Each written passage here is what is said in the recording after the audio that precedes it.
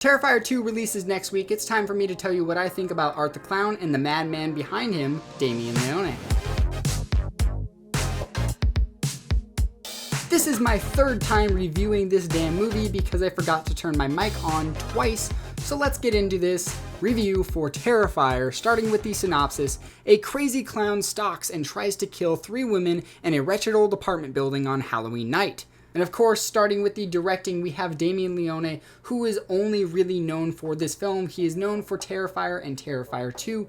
He is known for Terrifier because of his special effects background. He came from special effects and he made this film basically to show off his bloody capabilities, and wow, does it show. He clearly shows his love for bloody kills, but absolutely stutters when telling a story with any intrigue. As for the casting and characters, David Howard Thornton as Art the Clown is easily the only character to make note of. The story is easy to piece together, and the characters are not fleshed out in any way. The only character that has any real exploration is Art the Clown, with his miming and his facial expressions, which are really freaking eerie. He doesn't speak in the film, or at least I don't think so, I don't remember, but his physical performance is incredible. Art the Clown manages to be the only intriguing piece of this film, and if it weren't for the overwhelming critical acclaim from horror fans around the world, I don't think I would have given this film a chance, let alone finish the film's full runtime.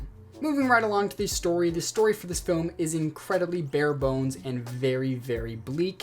Not one that I would be interested in following or rewatching ever again. They do try something somewhat entertaining and somewhat different by fusing in certain characters throughout the narrative, making it feel like somewhat of a twist, but if you watch the film, you can really solve that twist within the first 20 to 30 minutes. Sorry, I just got a text message. But there isn't much of a story, and Art the Clown is really just here to kill people. It's Art the Clown in a town going berserk. That's the story for Terrifier. And talking about Art the Clown going berserk, let's transition into the visuals for the film. This film does not look good. It is a very low budget film, and you can tell the low budget when you're looking at the framing, the color, the costumes, the sets. Basically everything that you're looking at visually does not look good except for the special effects makeup. Wow, they all look incredible and disgusting, and the fact that every single piece of visual effects, special effects, blood and gore is able to make me cringe from a $35,000 film. It's phenomenal. It's overwhelming that I'm able to feel that type of disgust from a film this low budget, but it's fantastic work, even though I absolutely despise it because it's so gross.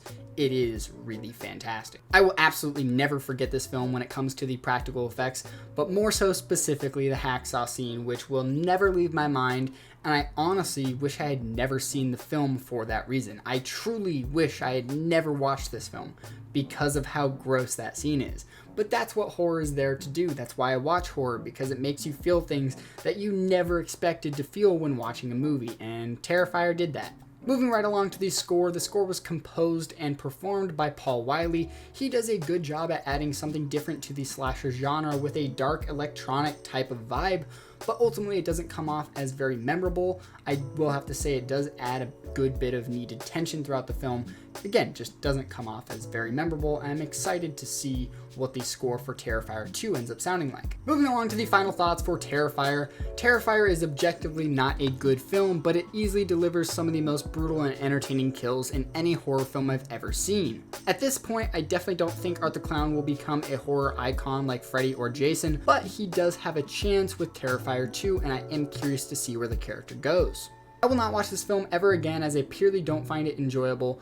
I love movies, I love film because of the fact that they can make you feel certain things, and Terrifier absolutely made me feel disgusting. So thank you, Damien Leone, for scarring me mentally. I will not be purchasing this film, but I am looking forward for Terrifier 2, as I'm hoping for a story with some real substance, and also hoping that Art the Clown can truly become as iconic as people are saying he is. I'm very excited to see Terrifier 2 on release day, and as of now, I am the only person watching Terrifier 2 in the specific theater that I'm going to, and I'm kind of hoping that it sticks that way. Yes, I know this would be a film that you want to hear audience reactions from other people, but I also think this could be one of the most terrifying movie experiences, going to see this film completely alone, and so I'm kind of hoping for that. But next up on the channel, I will be finishing my reviews for the Halloween franchise leading up to Halloween Ends, followed by reviews for Pearl, Blonde, The Woman King, and a bunch of other cool stuff. Thank you guys so much for watching. Please be sure to like and subscribe if you like this video.